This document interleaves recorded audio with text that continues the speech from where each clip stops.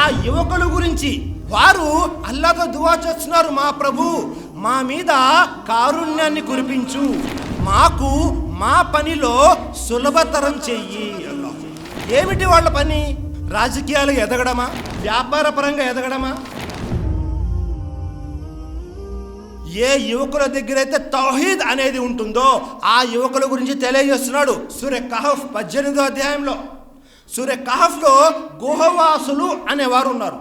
వారు ఆనాటి కాలంలో ముష్రిక్ రాజు ఎవరైతే ఉంటారో, షిర్క్ చేసేటటువంటి అధికారి ఎవరైతే ఉంటారో అతని దగ్గర నుంచి పారిపోయి వచ్చి ఒక గుహలో దాక్కున్నారు, ఒక గుహలో నివాసం ఉన్నారు. వారి గురించి సృష్టికర్త అల్లాహ్ తఆలా తెలియజేస్తున్నాడు, is Aval ఫిత్యతు ఇలల్ కహఫి ఫకాలు రబ్బనా ఆతినా min లదున్క రహమతం వహయ్యి లనా min అమ్రినా రషదా. Is Aval ఫిత్యతు, ఆ యువకుల గురించి చూడండి, యువకులు అన్న పదం తీసుకుని అల్లాహ్ తఆలా తెలియజేస్తున్నాడు. వారేం చేశారు? ఫకాలు రబ్బనా ఆతినా మిన్ లదున్క రహమతం వహయ్యి లనా.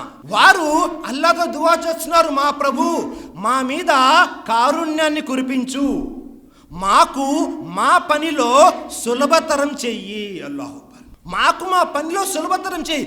ఏమిటి వాళ్ళ పని? రాజకీయాలు ఎదగడమా? వ్యాపార పరంగా ఎదగడమా?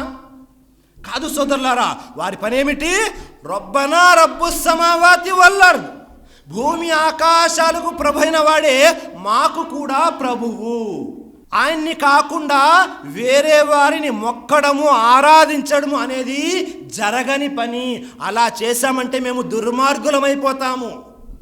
కాబట్టి భూమి ఆకాశాల ప్రభు అయిన అల్లాహనే మాకు ప్రభు, ఈ పనిలో మాకు నిలకడను ప్రసాదించు అని వారు దువా చేస్తున్నారు. అల్లాహ్ ఒక్కసారి ఆలోచించండి సోదరులారా, ఖురాన్ గ్రంథంలో సృష్టికర్త అయిన అల్లాహ్ ఈ యువకుల గురించి ప్రస్తావన చేశాడు.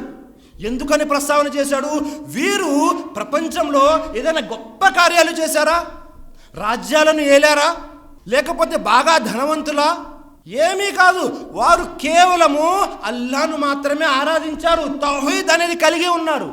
వారి ఊర్లేమిటో తెలియదు, వారి పేర్లేమిటో తెలియదు, వారు ఎక్కడ ఉన్నారో, ఎప్పుడు పుట్టారో, ఎలా పుట్టారో ఏ విషయాలు తెలియదు.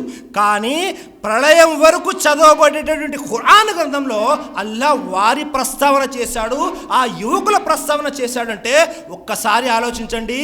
దానికి కారణం ఏమిటో తెలుసా? వారి దగ్గర ఉన్నటువంటి తౌహీద్.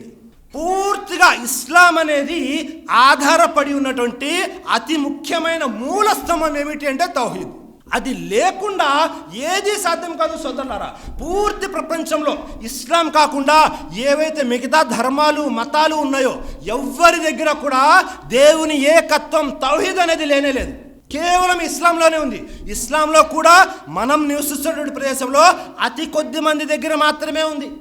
ఒకవేళ ప్రపంచానికి మనమే తౌహీద్ గురించి చెప్పకపోతే, సమాజ సంస్కరణలో అతి ముఖ్యమైన అంశం ఈ తౌహీద్ గురించి మనము ప్రస్తావన చేయకపోతే ఇంకా ఈ ప్రపంచానికి తౌహీద్ గురించి చెప్పేవారు ఎవరు? ఒక్కసారి ఆలోచన చేయండి.